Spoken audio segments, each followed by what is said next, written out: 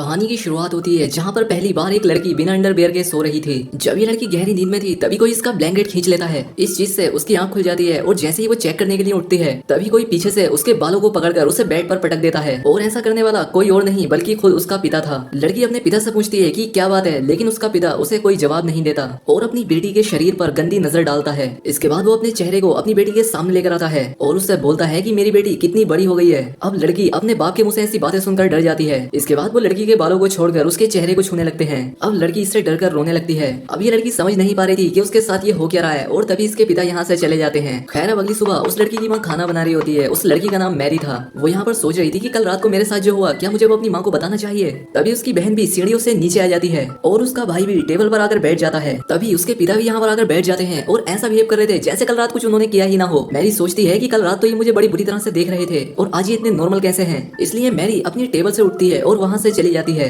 तभी उसकी माँ यहाँ पर आकर खाना जोर से टेबल पर पटकती है। यहाँ किसी को भी समझ नहीं आ रहा था कि यहाँ हो क्या रहा है। यहाँ पर मोम बड़ी ही अजीब तरह से खाना खाती है जैसे उसने पिछले कई दिनों से खाना खाया ही ना हो। मोम को ऐसी हरकत करते देख उसके बच्चे डरने लगते हैं। अब उसका बेटा भी खाने को उगल देता है और कहता है खाने में बहुत नमक है और अब मोम उसी खाने को उठाकर पागलों की तरह खाने लगती है। अब यहाँ पर बात यह है कि इस फैमिली के साथ इतनी अजीब अजीब चीजें क्यों हो रही हैं। दरअसल ये लोग जब से नए कॉटेज में शिफ्ट हुए हैं उनके साथ ऐसी ही अजीब चीजें हो रही हैं। उनके पड़ोसी कभी उनके आंगन में अजीब से स्टैचू लगा देते हैं तो सुबह कोई उनके घर के सामने मरा हुआ जानवर लटका देता है और पिता हर रात अपनी बेटी के साथ अजीबोगरीब हरकतें करता है। मोम सुबह सुबह अजीब जानवरों की तरह खाना खाती है। वो अपना खाया हुआ खाना अपने बेटे को भी खाने के लिए देती है, लेकिन बेटा नहीं खाना चाहता। वो अपने डैड की तरफ देखता है। डैड कहते हैं कि अगर तुम नहीं खाना चाहते तो मत खाओ। ये बात सुनकर मोम डैड को गुस्से भरी निगाहों से देखती है। इसके बाद खाने को टेबल पर फेंक देती है और प्लेट्स को भी नीचे फेंक देती है। इससे बच्चे बहुत डर जाते हैं और मोम उन पर चिल्लाने लगती है। मोम अपने बेटे से कहती है कि जो मैं बनाती हूँ उसे चुपचाप खा लिया करो। वो इतनी जोर से चिल्लाती है कि उसका बेटा डर के मारे रोने लगता है। उन्हें समझ ही नहीं आ रहा था कि ये हो क्या रहा है, लेकिन ये तो बस अभी शुरुआत थी।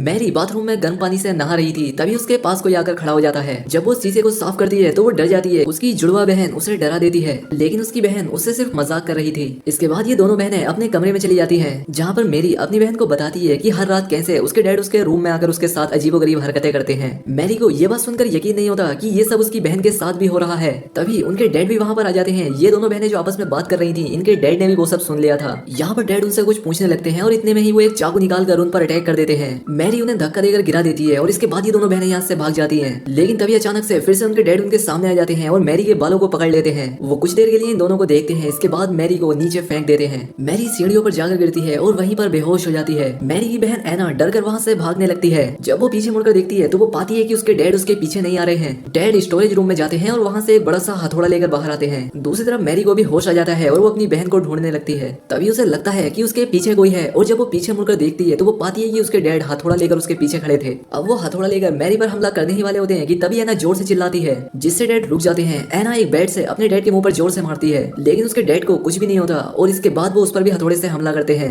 लेकिन एना नीचे झुक जाती है और हथौड़ा दरवाजे पर लग जाता है। तभी नीचे से एक जानी पहचानी सी आवाज आती है। वो आवाज किसी और की नहीं होती बल्कि उनके डैड की थी, जो कि ऊपर आ रहे थे। डैड की आवाज सुनकर ये आदमी हथौड़े को नीचे फेंक कर दूसरे रूम में चला जाता है। तभी डैड ऊपर आते हैं, जो कि काफी डरे हुए थे। वो अपनी बेटियों को देखते हैं जो कि उनसे डर कर पीछे हट रही थी। डैड का पैर हथौड़े पर आता है और वो उस दीवार पर हुआ बड़ा सा छेद भी देखते हैं। डैड अपनी बेटियों से कहते हैं कि क्या तुम दोनों यहाँ पर लड़ाई कर रही थी, लेकिन वो दोनों कोई जवाब नहीं देती। और तभी उनका भाई अपने कमरे से निकलकर यहाँ पर आता है। मैरी और एना उसे वहाँ से भागने के लिए कहती है और तभी एक औरत उस हथौड़े को उठा लेती है, जो कि उनकी माँ थी। उनके डैड मुड़कर अपनी वाइफ को देखते हैं, जो कि उनके पास आती है और अचानक से उन पर हमला करने लगती है। डैड उसे रोकने की कोशिश भी करते हैं, लेकिन वो उसे धक्का मारकर गिरा देती है। यहाँ पर मोम बहुत ही एविल सी स्माइल करती है और टूटे हुए कांच पर पैर रखकर अपने रूम में चली जाती है। तभी नीचे से फिर से एक औरत की आवाज आती है, जो कि और कोई नहीं बल्कि इनकी असली मोम थी। वो ऊपर आती है और इन सबसे पूछती है कि यहाँ क्या हो रहा है, लेकिन सब उनसे डरने लगते हैं। डैड डरते हुए रूम का दरवाजा खोलते हैं, लेकिन रूम में कोई भी नहीं होता, पर डैड फ्लोर पर पड़े हुए हथौड़े को देखते हैं। इसके बाद मोम अपनी बेटियों के पास जाती है और उनसे पूछती है कि क्या हुआ,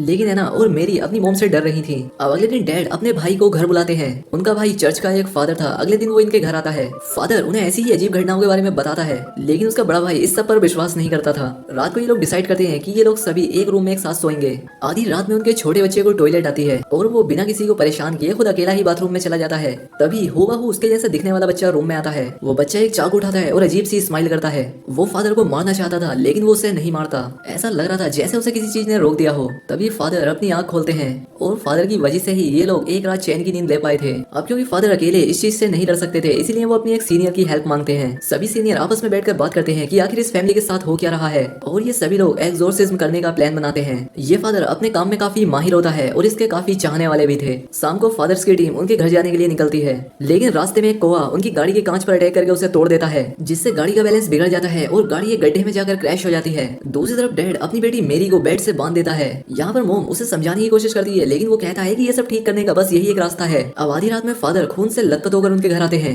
और बताते हैं कि सभी फादर्स मारे जा चुके हैं, इसलिए अब जो भी करना है वो हमें ही करना होगा। यहाँ पर मैरी को बेड से बंधा हुआ देखकर वो अपना काम करना चाहते थे, लेकिन उन्हें इसमें डर लग रहा था, क्योंकि लास्ट टाइम जब उन्होंने एक्सोर्सिज्म करने की कोशिश की थी तो शैतान ने फादर की पूरी फैमिली को मार दिया था। उन्हें डर लग रहा था कि कहीं फिर से ऐसा ना हो जाए, और अगर ऐसा हुआ तो वो अपने भाई की फैमिली को भी नहीं बचा पाएंगे और इस बात का पछतावा उसे पूरी जिंदगी रहेगा। लेकिन उसका भाई अपने घुटनों पर बैठकर उससे भीख मांगता है कि तुम कुछ करो, हमें शैतान से लड़ना ही होगा वरना वो हम सभी को मार देगा। ये बात सुनकर फादर कैंडल जलाता है और मैरी के ऊपर होली वाटर को छिड़कता है। मैरी होली वाटर की वजह से चिल्लाने लगती है, उसे समझ नहीं आ रहा था कि हो क्या रहा है। इसके बाद फादर मैरी के सीने पर एक क्रॉस रख देता है और उसे एक लकड़ी से मारने लगता है। मैरी दर्द से चिल्लाने लगती है और उससे पूछती है कि वो उसके साथ ऐसा क्यों कर रहा है। फादर डैड से कहता है कि क्या तुम अब भी इस सब को जारी रखना चाहते हो, जिस पर डैड मैरी के पैर को पकड़ लेता है जिससे वो हिल ना पाए। अब मैरी जोर जोर से रोने और चिल्लाने लगती है और फादर जोर जोर से उस छड़ी से मैरी को मारता चला जाता है। ये देखकर उसके पिता रोने लगते हैं। इसके बाद फादर दूसरी वुडन स्टिक निकालता है और उससे मैरी को मारने लगता है। मैरी दर्द के मारे बेहोश हो जाती है और वहीं दूसरी तरफ जहां एक्सीडेंट हुआ था वहां पर पुलिस की टीम जाती है। जैसे ही वो फादर की टीम को गाड़ी से निकालती है, उस गाड़ी में ब्लास्ट हो जाता है। उन सभी फादर में डैड का भाई भी बेहोश होता है, जिसका मतलब ये था कि वो आदमी जो कि मैरी के घर है वो उसका अंकल नहीं बल्कि खुद ही शैतान है, जो कि मैरी को लगातार पीटे जा रहा है। अब मैरी की मोम से और बर्दाश्त नहीं होता, वो कहती है ये कोई एक्सोर्सिज्म नहीं है, ऐसा करने से तो मेरी बेटी मर जाएगी। वो फादर को पकड़ लेती है ताकि वो मैरी को मार ना सके। वो अपने हस्बैंड को देखती है और उससे कहती है कि हम अब और नहीं कर सकते, इससे सही तो ये होगा कि हम सब लोग एक साथ ही मर जाएं। लेकिन तभी ये अपनी वाइफ को धक्का मार देता है और अपने भाई से रिचुअल कंटिन्यू करने को कहता है।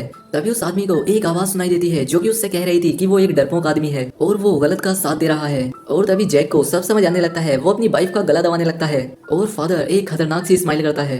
अब वाइफ एक कांच के गिलास को उठाती है और अपने हस्बैंड के सिर पर दे मारती है, लेकिन वो भी अपनी वाइफ को दीवार पर पटक देता है, जिससे कि उसे बहुत चोट आती है। तभी वो अपने भाई की तरफ देखता है जो कि काफी डरावनी सी स्माइल करते हुए उसे देख रहा था, और इसीलिए ये भी उस शैतान पर हमला कर देता है, लेकिन वो उसे मारकर नीचे गिरा देता है। और जैसे ही वो शैतान उस आदमी को मारने वाला होता है कि तभी रियल फादर यहाँ पर पहुंच जाते हैं। वो यहाँ पर कुछ मंत्र पढ़ने लगते हैं जिससे वो बुरी आत्मा यहाँ से गायब हो जाती है। मैरी बुरी तरह से जख्मी हो गई थी। वो स्टोरेज रूम की तरफ जाने लगती है और अपने डैड की तरफ देखते हुए पूछती है कि तुमने मुझे इतनी देर तक मार खानी क्यों दी।